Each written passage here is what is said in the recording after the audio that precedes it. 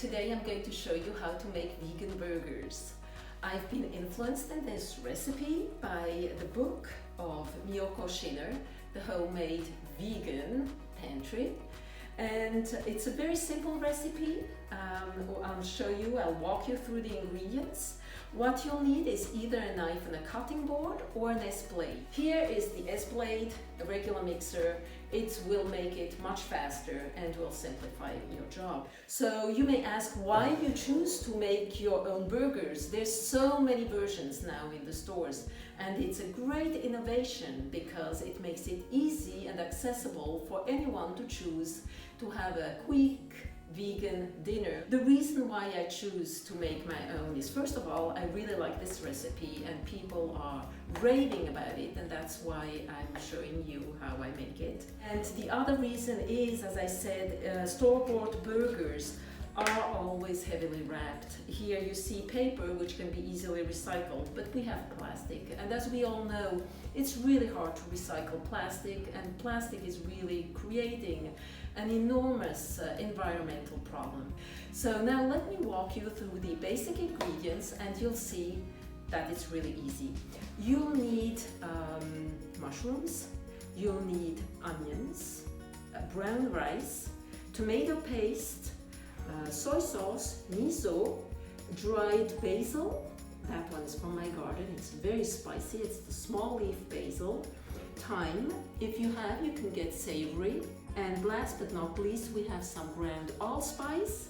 And the big ingredient of the recipe is actually the fresh Italian parsley that I picked freshly in my garden. Then here we have pure gluten flour. And here I used, and that's where the modification comes in, a high gluten flour, which in Italian they call Manitoba flour because it's made from the Manitoba wheat. It's a wheat that has a high gluten content, and in this way I diminish a little bit the amount of gluten we actually have in this recipe. And then you can vary according to what spices you have in your kitchen garden. Let's get started now. What we'll do is, the first thing to do to organize your work is to cook your rice. So basically I always wash my rice before cooking it. So you rinse your rice 2, 3, 4 times in cold water, then you add the amount of water needed so that it's fully cooked. We don't want the core of the grain to be still hard, okay? If you happen to make it too wet, put too much water and the grain falls a little bit apart, that's not going to be a problem because anyway it's going to become a burger. We're going to mash it all together. So on the other hand, what we'll be doing is we'll be chopping our mushrooms like that. And as I said, I'm going to put it in a mixer and use an S-blade. I'm going to peel the onion, cut them roughly like that, put them through the blender, same with the parsley. Okay, I'll just put a few more. So we put the roughly cut mushrooms in here. I use the S-blade because it's so much faster, and you would use the pulse because the reason is we want a consistency that looks more or less like that. This is why I use actually a mixer with the S-blade and not cutting it by hand. If you don't have a mixer at home, you will have to be there and really cut your mushrooms in tiny pieces. So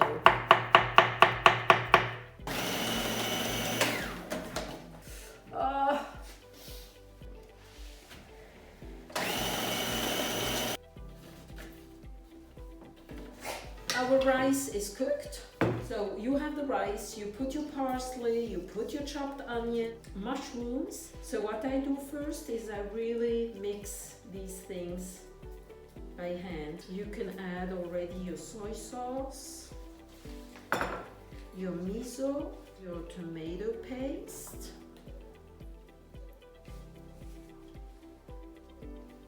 your different herbs that you have. Again, you choose what you want to use. So basically I'm mixing everything except for the gluten flour and the Manitoba flour. So you can really dig in here.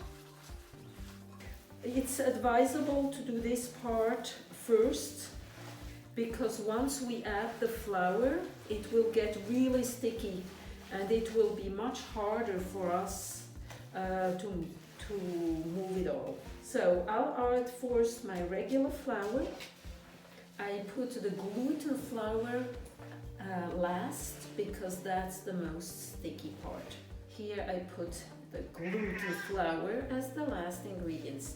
Yes, kitty cats. The consistency, you see, it's really getting sticky here. And gluten flour, which is pure protein from the wheat, that's how it looks. It's perfect. And we're going to have a little bit of fun here.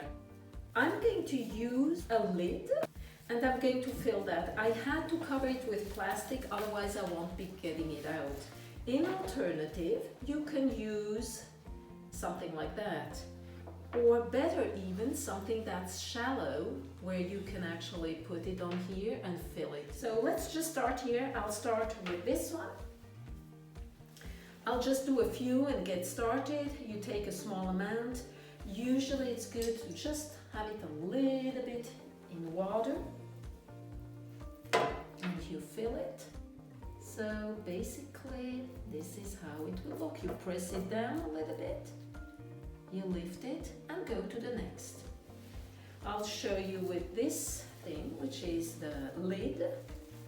It's a little bit easier because you can actually hold it in your hand and kind of spoon it inside. You just take it like that, upside down, and you can put it close together, that's fine, it won't rise. So I'll be busy here continuing to make these different shapes. Then I'll put them in the oven, cook them for a little while, and then I store them in a bag and pussy, pussy, pussy, you're thirsty. And well, let me get you the water over here. So I store them in tight plastic bags, put them in the freezer, and then I take them out as I need them. Sometimes what I do is I put a little bit of parchment paper in between so that I can separate them easily when I take them out. What else is there to say? Bon appétit! Enjoy!